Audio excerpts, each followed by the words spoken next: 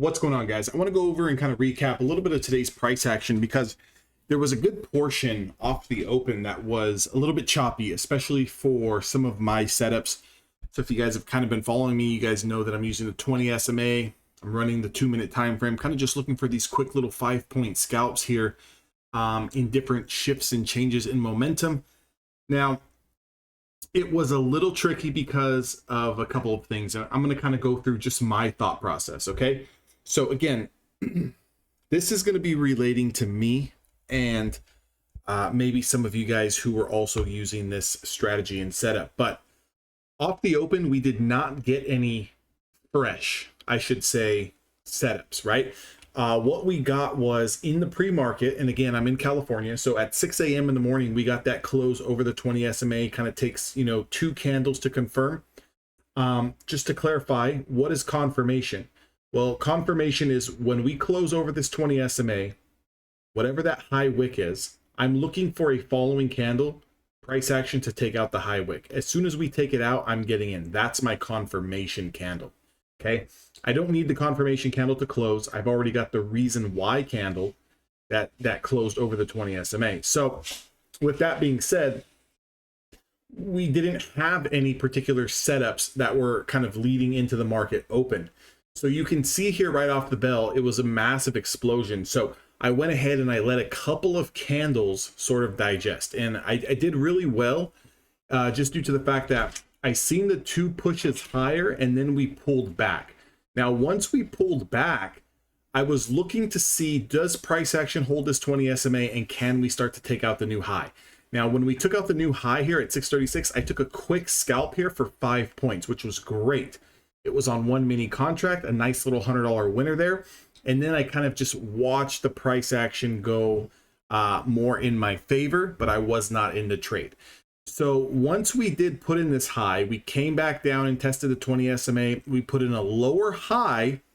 We got our close underneath the 20 SMA. So as a trader and analyzing the charts and price action, what I'm thinking at this time is that I'm not opposed to taking this short setup because maybe this was just an explosion off the open to trap early buyers, and then this is going to roll back down to some of the pre-market prices. So I take the setup, the normal setup that I would take. And again, when you have a strategy, you have to trust the strategy. You got to let the strategy run. And as soon as I take the setup, it goes against me, right? It just immediately goes against me. So for those of you guys who kind of know, what my stop loss is and how I'm kind of working this, I'm running about on 1 mini contract. I'm running about a $200 to $225 stop loss. So that's going to be between 10, 11, 12, 13 points, give or so, on that particular move. And immediately I'm going to get stopped out. So now this first trade scalp that I took off the open immediately goes away. And now I go into the negative. Now, once we came back, we got this close back over the 20 SMA. Okay, great. So when I look to the left of the chart, I'm looking at a big run up. I'm looking at the loss of the 20 that failed. Okay, here's a higher low. Bulls are going to push this and take out the high of day, which they did in fact do, but I didn't give myself enough time for the trade. And the only reason why I didn't give myself enough time for the trade was simply because when you're trading a mini contract, you can't really afford to kind of have a lot of room to wiggle, right? So when we get this close over the 20 SMA, we get a little bit of a confirmation here at 7:20 in the morning and immediately pulls right back on me. So at this particular time, I'm down around $300 on the day. Now, this particular funded account with Apex does have a little bit of cushion. It's got maybe about $1,500, almost $2,000 worth of cushion. Technically, I can afford to still take trades, okay? But if I was to take 3 losing trades in a row, I'm going to have to end it. I'm going to have to really end it, okay? So what I wanted to see is, do we take out a previous swing low, which we did not. We set up a new 20 SMA short. I did not take this one, although this one would have been a winner. I wanted to see, are we going to push and hold for the second time? And if we can get a double bottom, which we had a little bit of a double bottom wick test here at 712, and then we had it at 724. Now we get our really true setup here. So at this particular time, I up my size. Yes, upping my size, smartest thing to do? No, I kind of explained this in a previous video.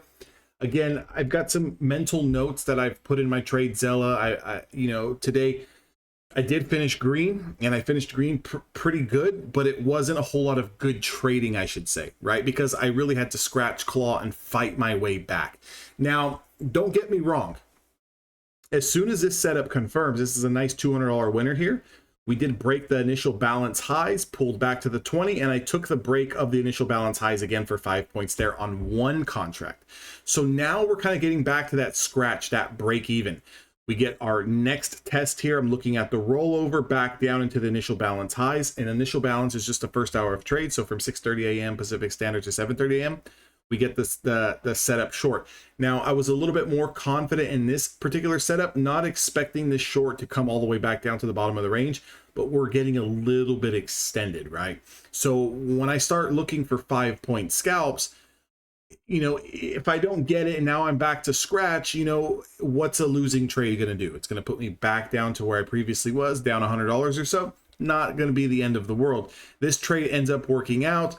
Again, we follow right back up with another higher low, get back into this trade here at 8:30, also hits for a winner, and then we take one more setup. Now, I kind of missed a big run up here because coming into lunch, going out of lunch, we had another, you know, very big move there. And again, at this particular time, I did participate in this trade.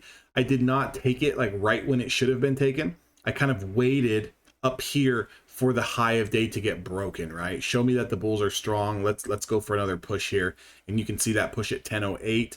So again, get in on another trade here, and then it back tests, and then it pops again, so forth and so forth. All in all, the point I want to make with this video is that sometimes as traders, we become way too impatient because, you know, sometimes we take trades off the open and they just work beautifully, right? Sometimes we run into days like today where we really don't get a setup, so we're very antsy because we're watching. Maybe you scalp some momentum in here, and then you want to buy a pullback for a bounce, and then you're looking to go short and go back long. And, you know, when you really look at it, the market essentially from open, okay, where's the open? From open here until around 7:48, you know, 7:50, almost 8 a.m., we're talking about a good better portion of it over an hour and 20 minutes here off the open. That was extremely volatile and extremely choppy. These candlesticks that were forming on a 2-minute time frame were 33-point range candles, a 37-point range candle.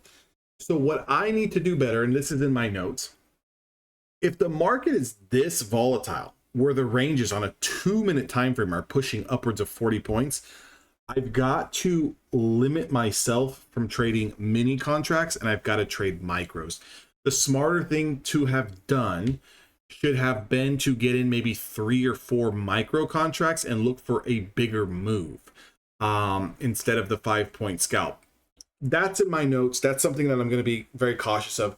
I'm more comfortable, okay? I'm more comfortable with a candle like this, 11 points. A candle like this, 18 points. A candle like this for 16, okay? Candle like this, even that, you know, this trade didn't win, but this long did, 8.5 points. Because now I'm only essentially risking maybe 1-to-1, maybe even risking 2-to-1, versus in this particular case, this reason why candle is going to put me upwards of trying to risk 4, 5, 6, 7, 8-to-1, which is not going to be good, especially if you're on a specific prop firm that I'm going to leave unnamed. And again, you better hope that it works, or you better have that hard stop loss in place. So that's kind of why I have that hard stop loss in place of around $200 to $250 on one mini contract, regardless of the candle size, because even if the candle is, you know, 5 points, or even if it's, you know, 50 points, it's going to stop me out at around 200 to 225, depending on what I'm feeling at that particular time. But all in all, on a situation like this, where we're looking at a 16-point candle, or a range like this at an 18-point candle, or a range like, where's the other one at here, for 11 points, I'm going to give it the full reason why, and I can afford to do that. You know, in the risk to reward still going to be okay based on, you know, the firm that I'm trading on. So the moral of the story is, guys, is if you start to notice extreme volatility and you start to notice extreme ranges, you've got to do one of two things, and very quickly. Sit out at least the first hour, okay? At least. Why? Because price action is going to generally slow down after the first hour, and those ranges are going to become smaller. Okay. If you can't help yourself and you absolutely need to trade, you got to 1000% be on the micro side. And you have to analyze how many contracts, even on the micro side, that you're going to play.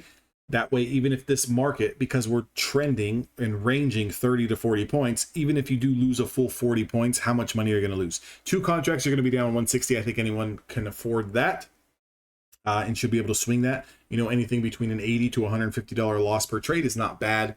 And, you know, look for returns, you know, anywhere between $50 to $150 on that potential trade.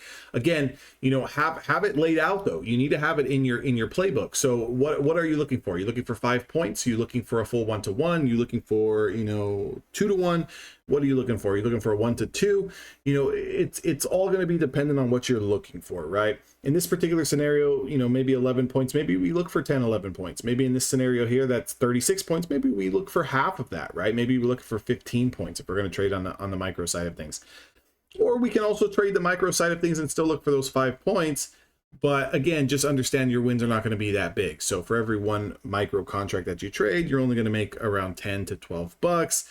You know, if you're trading 3 contracts, you're looking at around $36 winner, which is not bad because you figure, you know, 1 winning trade here, 2 winning trades here, 3 winning trades here, you're almost up $100, right? So that's also not bad. Again, it's all about the longevity of the trader. So make sure that we can stay in business and avoiding the emotions that come along with this. I almost on this one particular account that I was trading was on the verge of being at that level where you just say screw it and you just start throwing on mad size, right? Let's find the bottom here. Let's find the top. Let's take the breakout. Let's anticipate the breakdown. It was almost that close just because of the range and the volatility. It has nothing to do with the strategy. The strategy, yeah, it gave us 2 losers back to back. I get it, but that's going to happen. The first one in the pre-market was a winner. It gave us 2 losers. It gave us 1 winner here, 1 winner here, 1 winner here, 1 winner here, 1 winner here, 1 loser here, 1 winner there. And that's all before power hour. So it only gave us 2 losing setups, but those 2 losing setups, the ranges were huge, 33 points. I could easily see how someone jumps in 1 or 2 mini contracts here and gets blown out for 20 to 30 points and loses $1,000, or hell, even loses their account.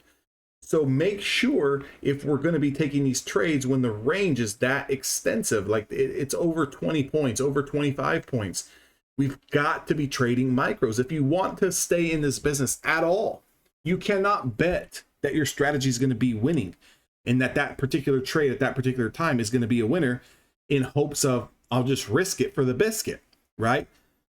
Mistake on my part by sizing with the mini contracts and not even really giving too much mind about the range. Okay, that's a mistake on my part.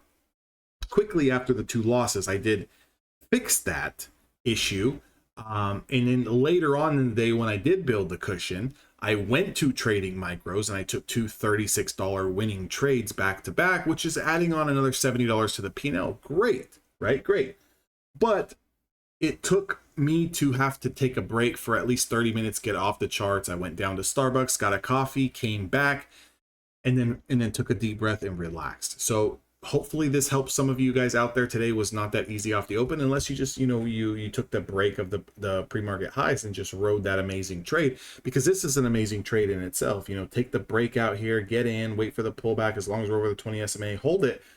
It's easier said than done, right? It's easy to look back now that the market is closed and say, well, why the hell didn't we just buy and sit through this madness for an hour? Because we would, you know, we would have made close to, what is this here? We would have made close to 100 and something points on the move, right? Yeah, well, it's not that easy. It's not that easy, because when it's ranging this much and you have too much size and your P&L's fluctuating $200, $300, $400, $500, $600, $800 at one particular time, those emotions are going to set in. I don't care who you are. You know, no one's ever going to really get over those type of emotions. Those emotions are just going to stay with us for entirety of our careers. The only thing we can do is limit those emotions by controlling our position sizing and if and when we're trading our time frame window. So as we're rolling into the holiday week, Markets are, I'm expecting the volume to go a little bit down. I'm expecting some big ranges like this because there's not a lot of players in the game. So, you know, price can really just, you know, shoot up and shoot back down and shoot up and shoot back down. But, you know, so I'm going to cut my price targets down a little bit here. And I'm just going to look for maybe just 1 or 2, 3 trades max. And depending on what those 2 or 3 trades give me, is going to be dependent on, you know, if I'm going to stop out on the day. And I would like to just maybe catch 1 or 2 trades and then just kind of say, hey, let's come back Friday. Let's do the same thing. And then let's really wait for next week, Monday. And then we'll get back into the normal swing of things. Hope this helps you guys. Make sure to like, comment, subscribe. If you guys are interested in any of the prop firms that I trade with, Apex and Top Step, links are down in the description box below. If you're looking to trade with myself and Evolution Traders, get access to the community, that link is also down in the description box below, and I'll see all of you guys tomorrow on the trading floor.